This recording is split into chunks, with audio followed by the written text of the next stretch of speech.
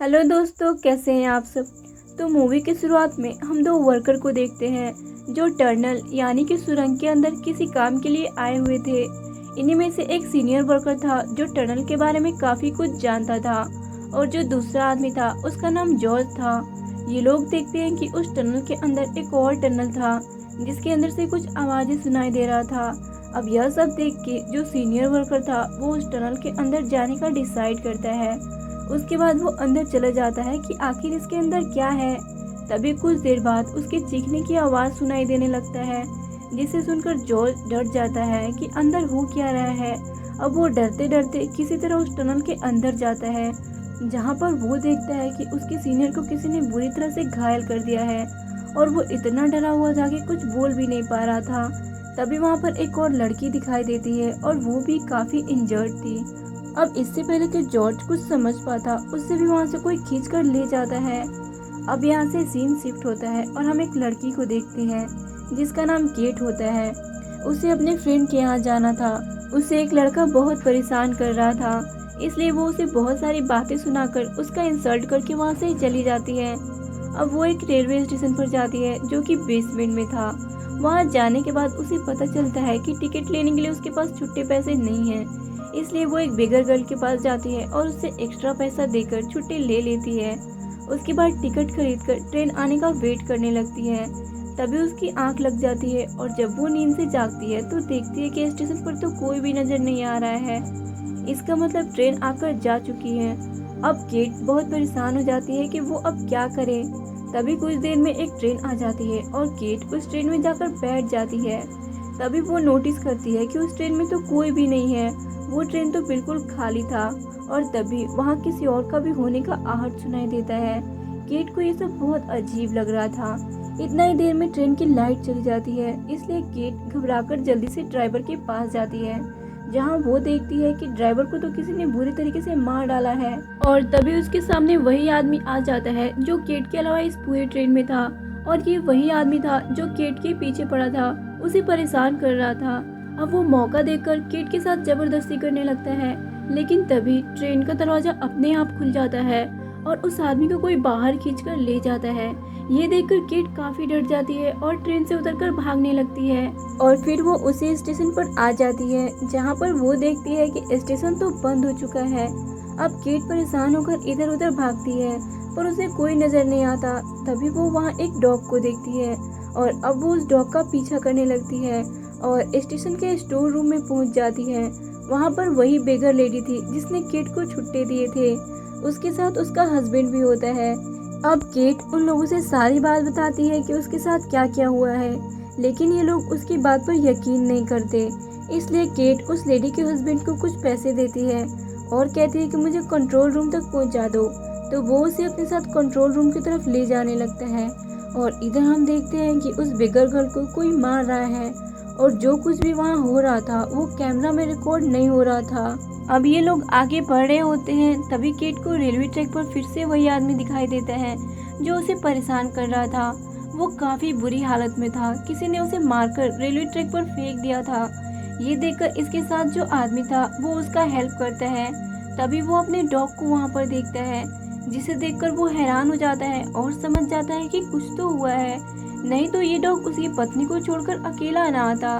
इसलिए वो इन्हें छोड़कर अपनी पत्नी के पास चला जाता है और रास्ते में उसे खून से घसीटने का निशान मिलता है। तो वो उसका पीछा करता है पर उसकी पत्नी कहीं नहीं मिलती।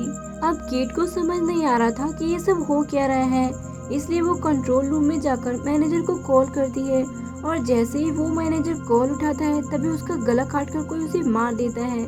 अब केट घबराकर बाहर आती है तो देखती है कि वो आदमी भी मर चुका है जो उसके पीछे पड़ा था। अब वो सोचती है कि अगर वो यहाँ से नहीं निकली तो वो भी मारी जाएगी, लेकिन वो अकेली थी और उसे समझ नहीं आ रहा था कि वो कहाँ जाए और क्या करे। लेकिन फिर उसे उस लेडी का हस्बैंड याद आता है और वो उसके पास फिर से बेसमेंट में जाती है, जहाँ वो अकेला उदास बैठा था क्योंकि उसकी पत्नी को किसी ने मार दिया था। अब ये दोनों यहाँ अकेले थे, इसलिए वहाँ से निकलकर ट्रैक का रास्ता पकड़कर आगे जाने लगते हैं। तभी कुछ देर बाद उसी ट्रैक पर एक ट्रेन आती है, जिसे देखकर केट तो साइड हो जाती है, लेकिन उस लेडी का हस्बैंड उस ट्रेन के अंदर चला जाता है क्योंकि इन्हें लग रहा था कि वो किलर जो सबको मार रहा है वो ट्रेन में ही है। अब ट्रेन के अंदर जाने के बाद उसे एक क्रीपी साउंड सुनाई देता है और ऐसा लग रहा था जैसे उस ट्रेन के ऊपर कोई चल रहा है।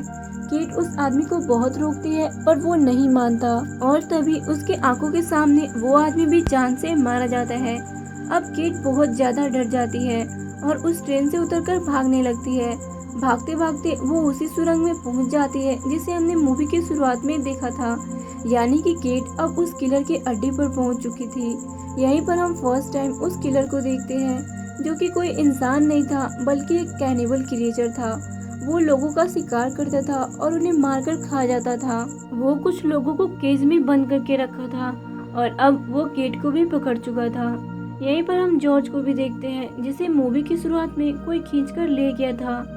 इनमें से सारे लोग तो मर चुके थे लेकिन केट और जॉर्ज अभी जिंदा थे जो कि अब उस क्रिएचर के कैद में थे। अब जॉर्ज केट को बताता है कि चिंता मत करो, जब तक हम लोग जिंदा हैं वो क्रिएचर हमें कुछ नहीं करेगा क्योंकि वो सिर्फ मुर्दा लोगों को ही खाता है, लेकिन इन्हें किसी भी तरह वहाँ से निकलना तो पड़ेगा ही। तभी केट देखती है कि उसके सामने वाला केज का दरवाजा खुला है, इसलिए किसी तरह पानी के अंदर जाकर वो उस दरवाजे से बाहर निकलती है और जॉर्ज को भी आजाद कर देती है। तभी वो क्रिएचर इन पर हमला कर देता है लेकिन ये लोग उसका मुकाबला करते हुए वहाँ से भाग जाते हैं। कुछ आगे जाने पर इन्हें एक लड़की की डेड बॉडी दिखाई देती है जिसे उस क्रिएचर ने बड़े बुरी तरीके से मारा होता है। उसके बाद ये लोग और आगे जाते हैं। ये लोग एक सुरंग के अंदर थे। अब ये लोग एक ऐसी जगह पर आ जाते हैं जो बहुत ही अजीब लग रहा था। वहीं पर एक बेड पर एक लड़की सोई हुई थी तो केट उसके पास जाती है जिससे उसे पता चलता है कि ये तो वही बेगर गर्ल है जिसे देखकर लग रहा था कि वो मर चुकी है। अब केट काफी दुखी होती है और कहती है कि ये मेरी वजह से मरी है।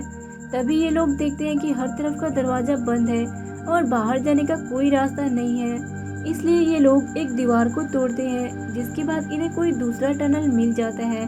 अब ये लोग वहाँ से निकलकर भागने लगते हैं लेकिन वो क्रिएचर उन्हें देख लेता है और उनके पीछे जाने ही वाला था कि उसे उस बेगर गर्ल की आवाज़ सुनाई देता है।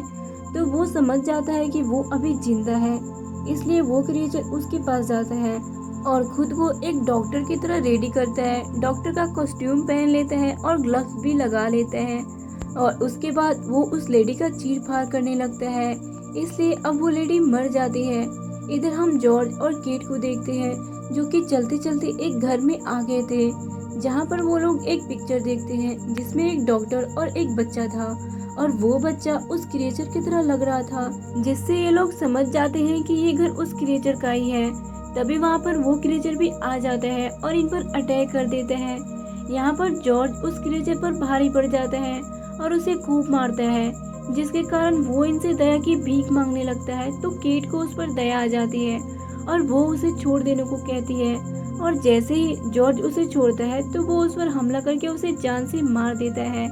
अब फिर से केट अकेली हो जाती है और उस क्रिएचर से बचकर भागने लगती है और भागते भागते उसे एक रास्ता मिल जाता है और तभी वो क्रिएचर उसके सामने आके उसका रास्ता रोक लेता है और उसे मारने लगता है।